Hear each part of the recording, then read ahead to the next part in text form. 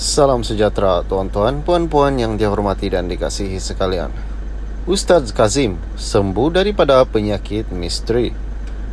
Pendakwa bebas Datuk Muhammad Kazim Ilyas atau dikenali Ustaz Kazim telah sembuh daripada penyakit misteri yang dihidapinya sejak tahun lalu. Menurutnya, beliau menjalani rawatan alternatif penyakit tersebut di Madinah pada September yang lalu. Saya buat rawatan selama 4 hari di 2 tempat di Madinah. Saya dapatkan air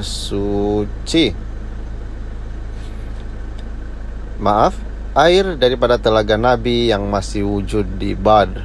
Alhamdulillah, pulang dari situ wajah saya sudah okey, tidak lagi luka dan berdarah. Kalau dulu kena pakai topeng kerana boleh berdarah secara tiba-tiba. Sekarang sudah bulan November dan keadaan saya pun semakin baik.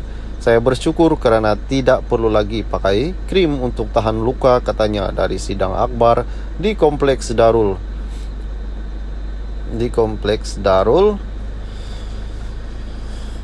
Barakah di sini hari ini. Menurut Muhammad Kazim, beliau juga kini semakin sihat dan boleh memenuhi pelbagai jemputan ceramah di seluruh negara. Jika orang mengikuti aktiviti seharian saya, mereka tahu saya memang sihat.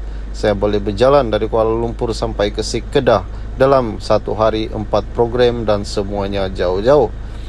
Masalah saya, penyakit saya tidak dapat dikesan dan saya pun telah pergi ke Madinah untuk rawatan dan Alhamdulillah sudah sihat sepenuhnya dan keadaan kesihatan saya sangat memuaskan, katanya.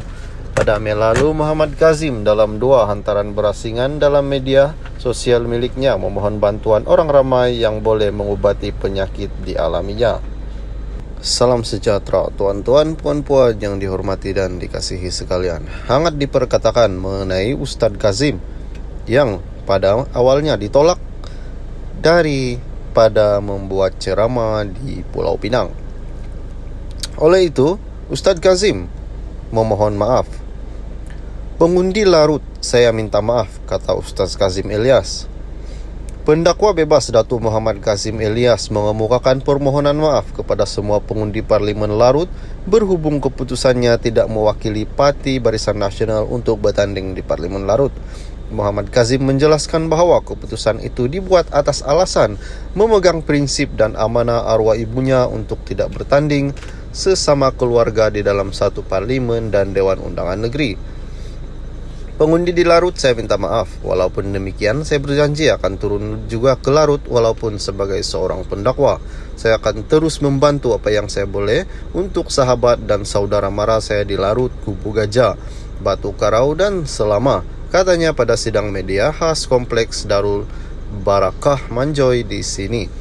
Berhubung isu tarik diri sebagai calon saat akhir itu, Muhammad Kazim menjelaskan bahawa surat untuk menarik daripada menjadi calon tidak sempat diterima sebelum pengumuman calon BM dibuat oleh Presiden Datuk Seri Ahmad Zahid pada 1 November lalu.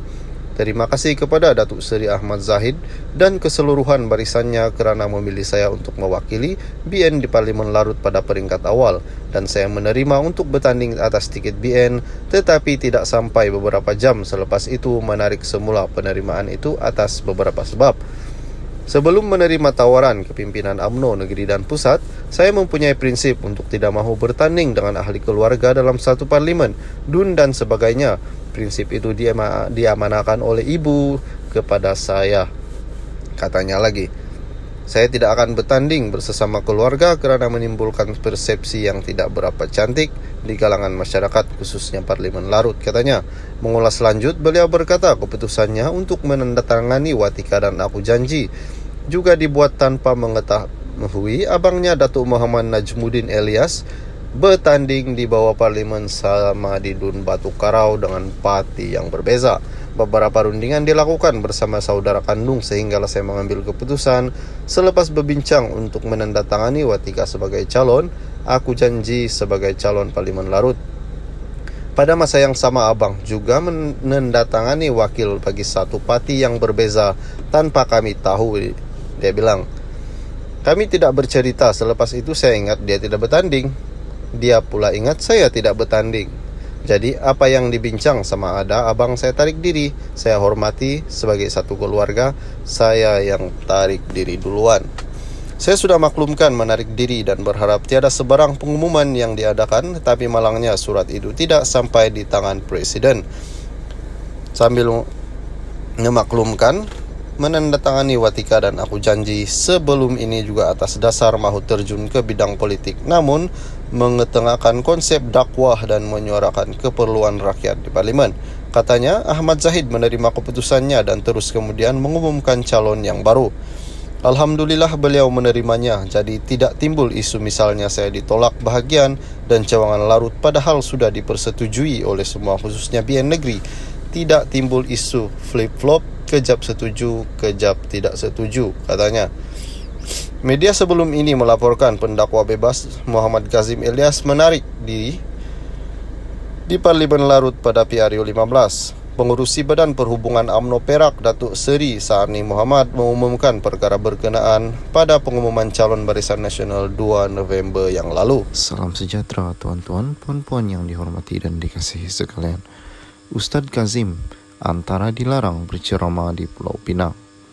Majelis Agama Islam Negeri Pulau Pinang menamakan 16 individu yang dilarang untuk mengadakan ceramah, khutbah atau majelis-majelis ilmu di negeri ini berikutan tidak mempunyai tauliah mengajar daripada MEINPP yaitu MEN.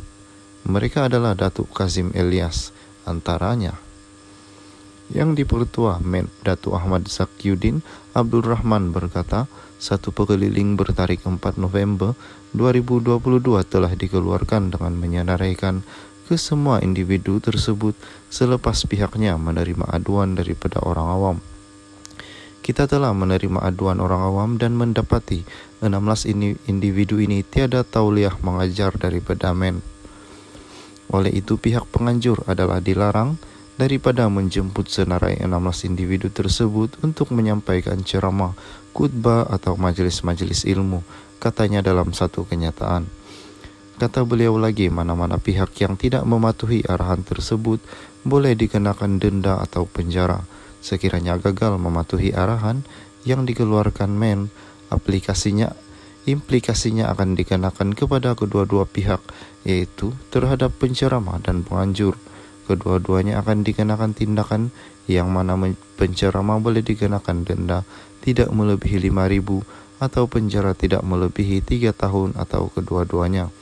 Ini kerana mereka melanggar Seksyen 11 Enactment Kesalahan Jenayah Syariah Pulau Pinang 1996, yaitu mengajar agama tanpa tauliah, dan Seksyen 119 Enactment Pentadbiran Agama Islam Negeri Pulau Pinang 2004 kerana mengajar agama Islam atau apa-apa